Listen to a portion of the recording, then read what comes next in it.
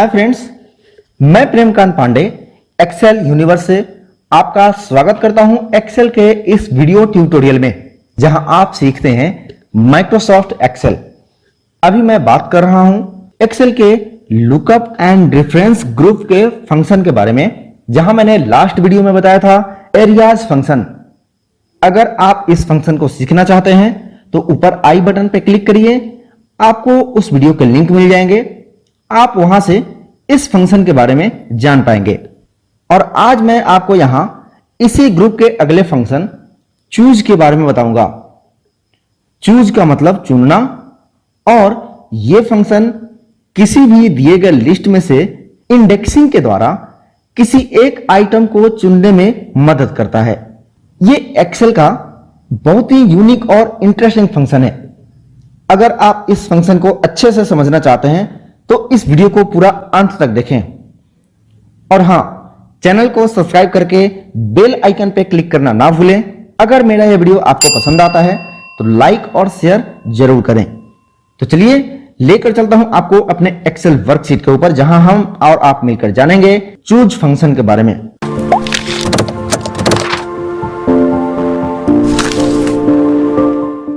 जैसा कि आप जानते हैं, हर फंक्शन को लिखने का एक तरीका, एक सिंटेक्स होता है, जिसमें यह बताया जाता है कि इस फंक्शन के क्या आर्गुमेंट हैं और इसे कैसे लिखें।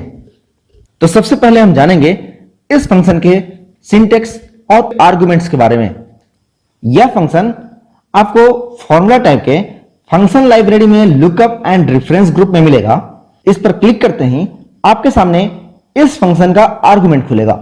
यहां इंडेक्स नंबर में आपको कोई नंबर वैल्यू देना है, या आप चाहे तो किसी सेल रेफरेंस को भी सिलेक्ट कर सकते हैं। इसके बाद यहां वैल्यू में आप उस आइटम या लिस्ट के वैल्यू या किसी सेल रेफरेंस को दे सकते हैं।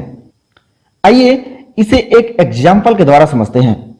यहां मैंने एक डेटा लिया है जो स्टेट वाइज पॉपुलेशन है, और इसे population wise largest to smallest sort किया गया है, जिसमें सबसे ज्यादा पॉपुलेशन वाले स्टेट्स ऊपर हैं और सबसे कम वाला नीचे। और यहां मैंने चूज फंक्शन का यूज किया है, जिसमें यहां दिए गए स्टेट्स को वैल्यू में लिखा है। अब ये 29 स्टेट्स का लिस्ट है, और सेल D7 में मैं 1 से 29 के बीच का कोई भी नंबर इनपुट करूं, यहां आपको उस नंबर पे लिखे गए स्टेट का नेम आएगा।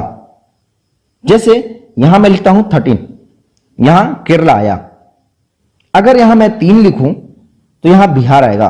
तो इस फंक्शन के वैल्यू में जो आइटम पहले लिखेंगे वो पहले स्थान पे आएगा, दूसरी बार लिखेंगे तो उसकी इंडेक्सिंग 2 होगी, और ऐसे ही आप 254 लिस्ट तैयार कर सकते हैं।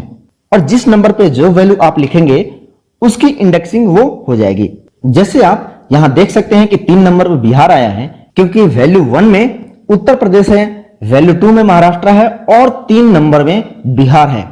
और यहां D7 में आप जो इंडेक्स नंबर देंगे उस नंबर पे आने वाले आइटम को यहां दिखाएगा। तो आइए मैं बताता हूं आपको कैसे मैंने इस लिस्ट को तैयार किया है। तो सबसे पहले यहां हम लिखेंगे इक्वल टू चूज। इसके बाद इंडेक्स नंबर के लिए मैं ये वाला सेल सेलेक्ट कर लेता हूं, और कॉमा देने के बाद वैल्यू 1 में मैं ये स्टेट सेलेक्ट कर लेता हूं। ऐसे ही मैं 1 से लेकर 29 तक जितने भी स्टेट्स यहां पे दिए गए हैं, मैं उन सबको एक एक करके सिलेक्ट कर लेता हूं। इसके बाद bracket close and press inter. अब ये लिस्ट तैयार हो गई है। अब यहां जो भी आप इंडेक्स नंबर देंगे उसके हिसाब से आपने जो भी वैल्यू इस लिस्ट में इंटर की है वो आपको यहां पे दिखाएगा। इसे एक छोटे टेबल या डेटा से समझते हैं। जैसा कि आप जानते हैं, एक सप्ताह में 7 दिन होते हैं, जिसमें पहला संडे हो तो 7वां सैटरडे होगा। इसका एक लिस्ट तैयार करते हैं चूज फंक्शन का यूज करके। सबसे पहले यह एक टेबल दिया गया है जिसमें एक नंबर पे संडे है, और ऐसे ही 7 दिनों का नेम लिखा हुआ है। अब हम यहां फंक्शन लगाएंगे equal to choose. Index number के लिए यह सेल सेलेक्ट कर लेते हैं, फिर वैल्यू 1 में संडे वाला सेल, 2 में मंडे वाला, 3 में ट्यूसडे वाला, 4 में वेंसडे वाला, 5 में थर्सडे वाला, 6 में फ्राइडे एंड 7 में सैटरडे। अब bracket close and press inter. अब यहां हम 1 से 7 के बीच का कोई भी नंबर लिखेंगे, यहां उस डेज का नेम आ जाएगा। तो है ना कमाल का फंक्शन। इस फंक्शन को आप डेटा वैलिडेशन के साथ यूज करें तो और मजा आ जाएगा। तो चलिए इसे करके देख लेते हैं। अब की बार मैं यहां इस फंक्शन में इन दो रेंज स्टेट्स और डेज को लेकर एक ड्रॉप डाउन लिस्ट तैयार करने वाला हूं। यहां हम लिखेंगे equal to choose, index number के लिए ये वाला सेल सेलेक्ट कर लेते हैं जहां पे मैं अपना इंडेक्स नंबर दूंगा। उसके बाद कॉमा, वैल्यू 1 में हम स्टेट वाला रेंज सेलेक्ट कर लेंगे और वैल्यू 2 में इस डेज वाले रेंज को, उसके बाद bracket close and press inter. अब इस फंक्शन को कॉपी करिए F2 प्रेस करके या यहां फॉर्मूला बार में जाके और डेटा वैलिडेशन में आइए, यहां ले लीजिए लिस्ट और सोर्स में कॉपी किए गए फंक्शन को पेस्ट करके ओके कर दीजिए। अब यहां नंबर 1 लिखते हैं तो आप देख सकते हैं यहां स्टेट का लिस्ट आ गया। अगर यहां हम 2 लिखेंगे तो आपको डेज का लिस्ट मिलेगा। तो है ना इंटरेस्टिंग फंक्शन। तो इस तरह आप चूज फंक्शन का यूज कर सकते हैं अपने एक्सेल वर्कशीट में। चूज फंक्शन को और भी बहुत सारे फंक्शन के साथ एक सपोर्ट फंक्शन के तौर पे यूज करके फॉर्मूले को और डायनेमिक बनाया जा सकता है। इसके बारे में मैं आपको आगे बताऊंगा। मैं आशा करता हूं कि आप इसे अच्छे से समझ गए होंगे। अगर आपके कोई सवाल या सुझाव हैं तो मुझे यहां कमेंट सेक्शन में बता सकते हैं या दिए गए नंबर पर कॉल कर सकते हैं। अगर आपको मेरा यह वीडियो पसंद आया है तो इसे लाइक और शेयर जरूर करें।